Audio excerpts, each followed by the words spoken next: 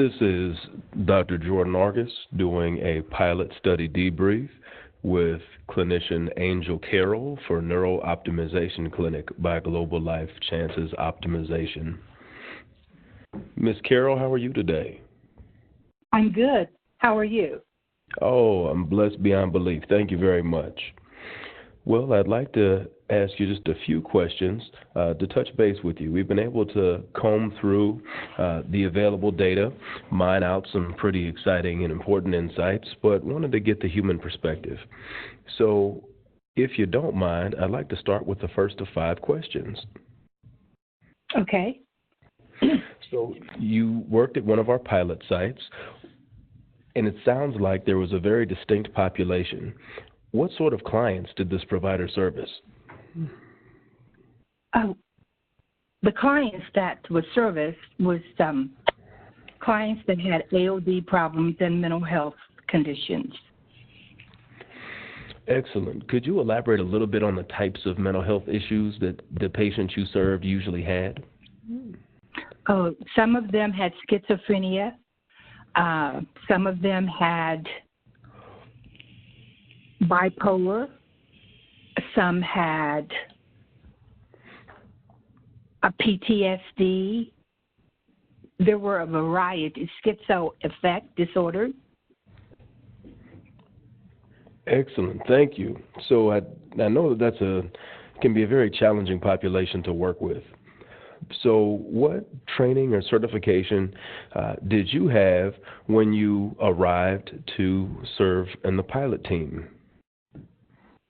Well, I had a master's in addiction counseling. I have a BS. I'm a social worker. I have a bachelor's. Also, I'm a nurse. And I also had CDCA.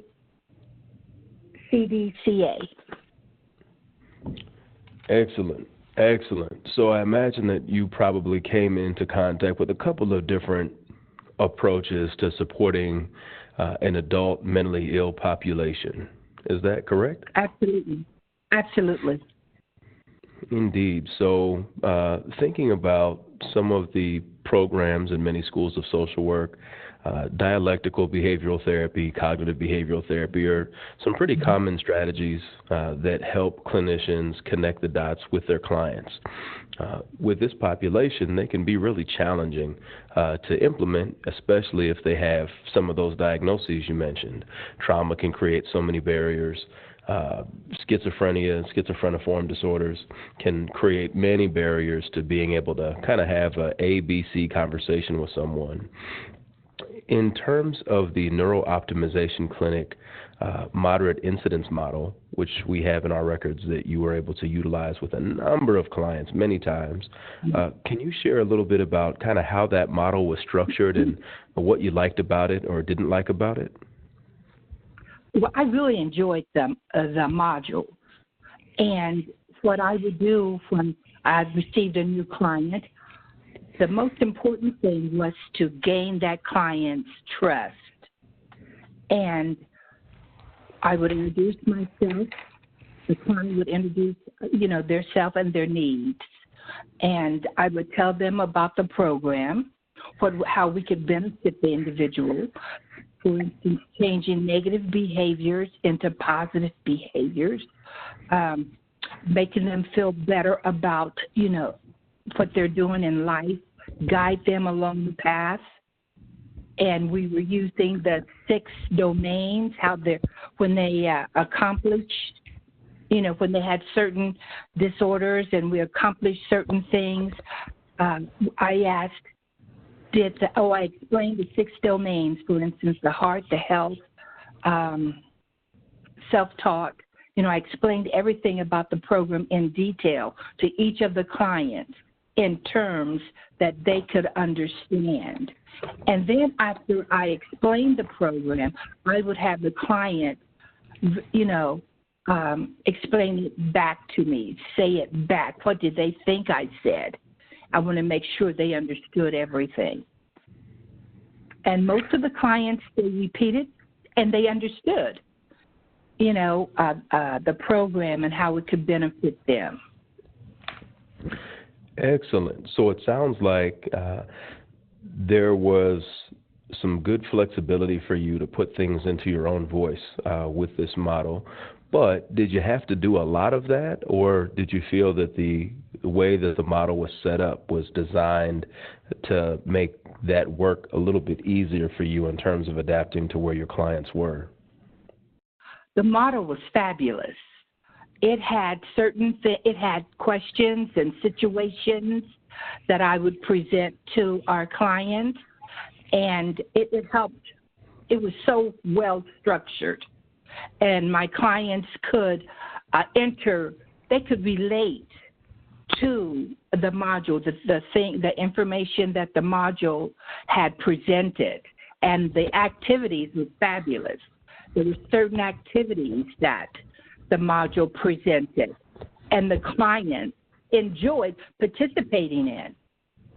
For instance, one of the first module is barriers, and that was fascinating because a lot of the clients, was not aware of barriers or boundaries, and and it was just after I explained it to them, and the module pointed out so many good points that was already there that I could just put in my own words. The client really understood barriers, and when I asked what were some of their barriers or boundaries, and also one other thing, the modules was very good in presenting examples. So it was very good. That's wonderful feedback. Thank you. You mentioned earlier, just how critical trust is, and we know it is with everyone, with that sacred relationship between clinicians and their clients. Did you feel that establishing trust was easier to do, or the same, or more challenging with these modules than with other models that you've used in the past? It was easier.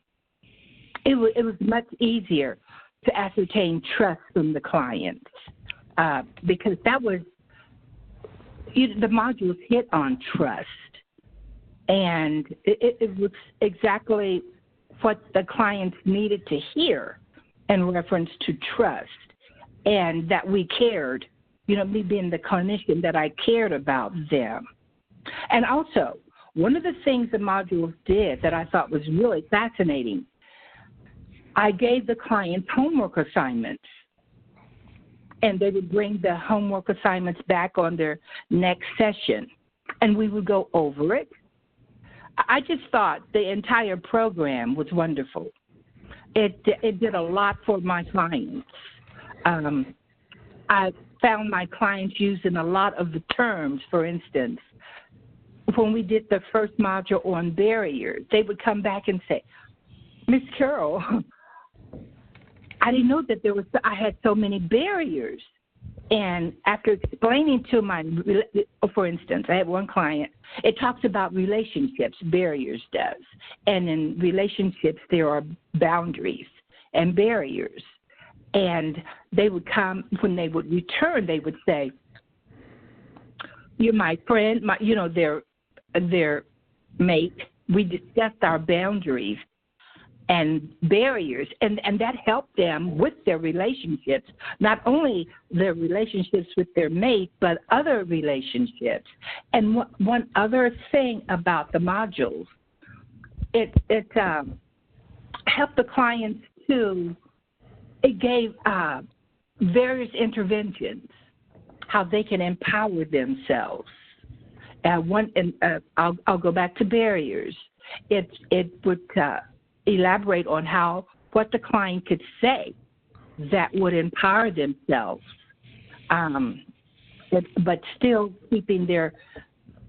empower themselves and keeping their dignity and their respect.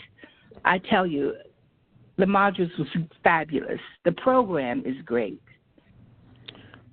Well, that is just really excellent to hear. I know I don't want to take up too much of your time, so going to our original question list, I'll just ask you these final two questions and we can wrap up, okay? Sounds good. So with this program, our records reflect that you were one of the lead clinicians in a 6-month pilot operating from the beginning of November to the end of April. And the question that has been posed to us is the functioning of the dyads. In our model, of course, there's the clinician, and then they're supported by a case manager as soon as the organization can sustain that case manager. Early on, it sounds like you had to do some double duty and provide both the case management services and the clinical services. Later on, were you able? Yes, in the beginning. Just, since you have a very unique perspective because you had that experience, could you say a little bit about if you felt that the case management was less directed or better directed or about the same as other programs that you've used when you had to do this double duty? It was better directive. Yes. Because you got the needs of the clients. But then I was a clinician and I had a case manager. We worked closely together. We would talk. I would introduce the client to the case manager. We would tell the client. I would be doing the counseling, and I had a case manager, and he would be doing the case management, which would be to help the client with their needs, whether it's housing, food, employment. So the dyad worked well together. Oh, that's splendid news. Splendid news. Well, the final wrap-up question is, if you could change anything to make this better fit, an adult mental health population, what would you change? I wouldn't change anything because I worked with the program from November to April, and the program was very beneficial. I saw the benefits that the clients were achieving, so there would be nothing I would change about the program. Well, we really, really appreciate you taking the time for our brief interview, and we will be able to follow up if we have any questions as we're able to interview the other clinicians who've been involved in the pilot.